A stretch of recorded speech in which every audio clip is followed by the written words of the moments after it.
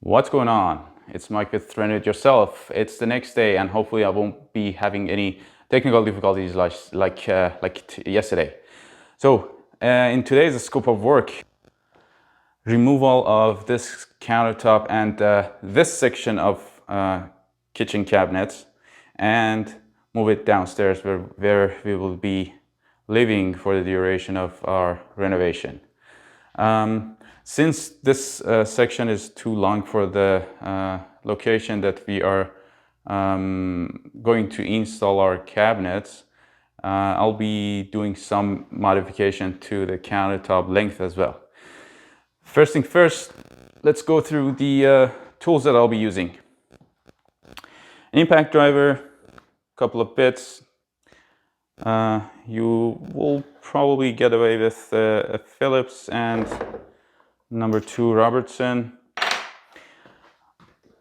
I have a flathead screwdriver just in case, a knife for cutting the silicone along the top of your countertop and your backsplash, a red bar, a wrench, and a hammer, because who knows. So let's get. I usually like to start with disconnecting the plumbing and supply lines so that I have less headache down the line. Before anything, make sure that your supply lines are closed. Mine are.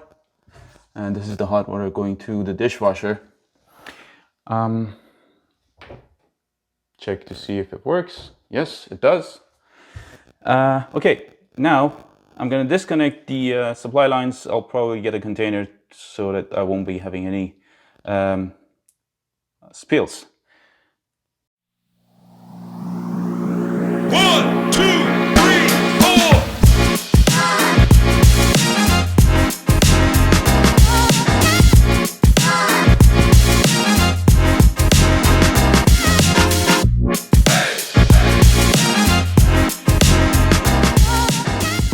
So far, I disconnected the hot and cold water. I disconnected the drains for both basins of sink. Now, what I would like to do is place my phone first and tell you what I'm going to do, because I can't do two things at once. What I'm going to do is remove this dishwasher supply line, and I'm gonna cut the I'm gonna cut the hot water from here, put a cap because I don't want to lose water to my whole house, and I'll probably get rid of this pipe as well. Maybe not, because there's no back wall to this cabinet, so I'll be okay just by pushing it forward. Okay, I'll do that right now and let you know. So for cutting my copper pipe, I'm using this 1/2-inch pipe cutter. I bought it from Home Depot, but you can go to your plumbing supplies and ask for a cutter. So this is specific for 1/2-inch pipes. So it goes around your pipe.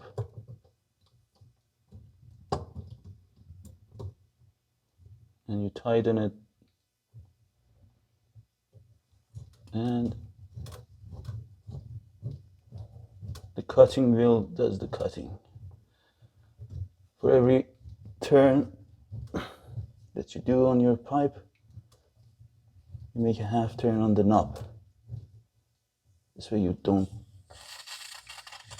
dent the pipe. Just cut it. And here goes. Now next up, I'm gonna have to put a cap on it. This guy. So for putting this copper cap on your copper pipe, you have to take a couple of steps, because you have to solder this piece. You have to first deburr your piece of pipe to make sure there's no leftover pieces, small pieces of copper at the end. You have to scratch and clean both ends from inside this cap by using this scratch tool, and on the outside of your pipe where this cap goes to, I'm using a embry cloth, that's what they call it, and then you are ready for solder. Let's get going.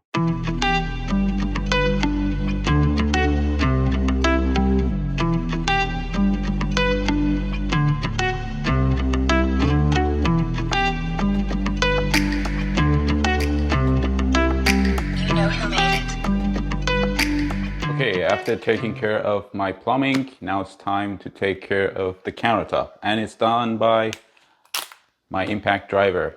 You could use a Phillips head screwdriver as well, but because I have power tools, why not use them? Okay, I'm gonna do a time lapse on this one too. Enjoy.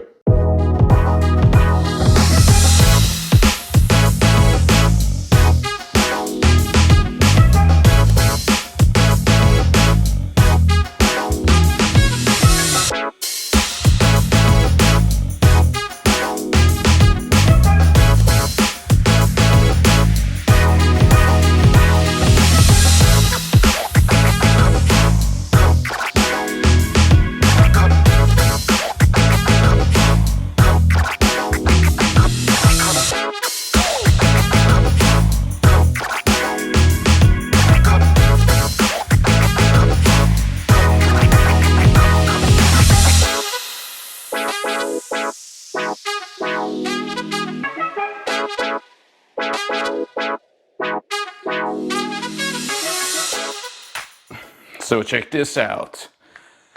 As I took the dishwasher out, I realized we've got Weekend Hero. Look at that. Pretty secure, huh? And I also noticed we have flooring above flooring above flooring. Not only 2 flooring, but 3. So I'm gonna have hell of a time removing all these. Oh my God. And lots of fur and dog hair. Although it's been professionally cleaned. So the next step for me is to locate the disconnect for this dishwasher, because I have to take both electrical, plumbing, and waste lines off in order for me to just disconnect it completely. Okay, so I was able to locate the disconnect for dishwasher. It was properly labeled for the first time ever. But I'm double checking with this non-contact tester. It will beep if there are any live wires. So we're safe now. Okay, let's move on to taking this apart. 1, 2, 3, 4.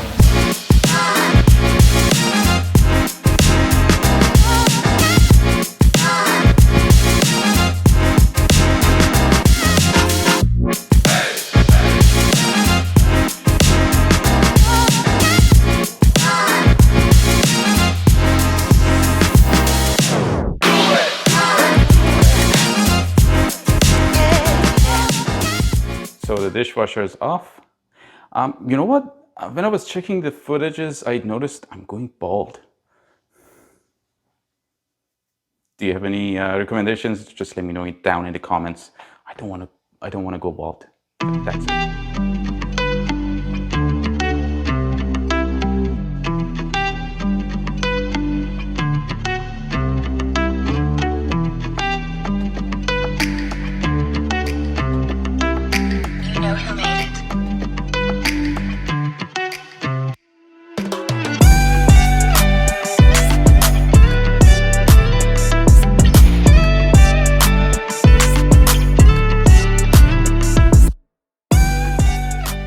remember I talked about this countertop being longer than I needed. Now I want to cut this. It's going to be ugly, but it's going to do the job for me. I'm going to cut this from this miter, which is 24 inches, 2 feet. Cut it and leave this section here, throw it out later, obviously, and use this part on for my next kitchen. Now, the way I do it, I mark using a Sharpie at 2 feet mark at the front and the back, and connect the dots with my drywall T-ruler. I know it's too long, but that's what I have for now. And it's not a fancy tool television show. It's just a homeowner doing some renovations on his house. And I'm gonna eyeball it and establish and continue this vertical line above this backsplash piece so that I have a reference line for cutting. Word of caution, cutting laminate without safety gear is dangerous and it's a big no-no. You have to use safety glasses and ear protection too, but since I'm living in this house and I have to be able to hear my wife, married life, I won't be using any ear protection or but safety gear, I'll go with the bare minimum, and I wear safety glasses because it's a must. As you cut this laminate, it will chip out in small pieces and it will fly all over the place. So you don't want them in your eyes.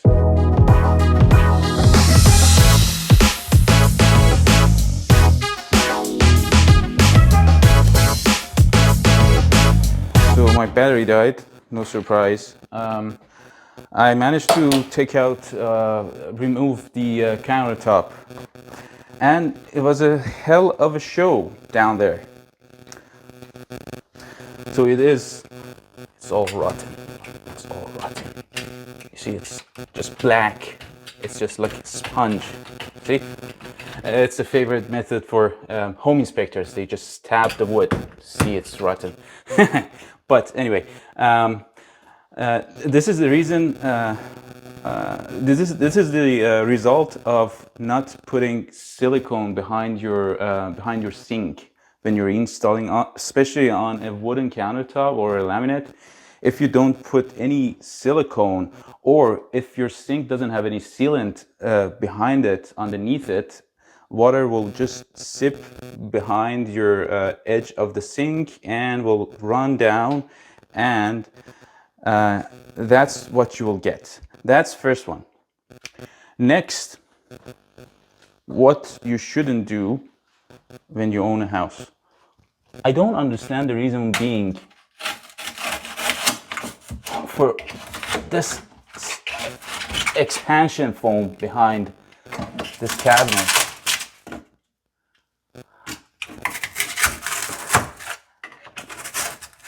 Now I have a hell of a time just removing my cabinet because it's holding it so tight.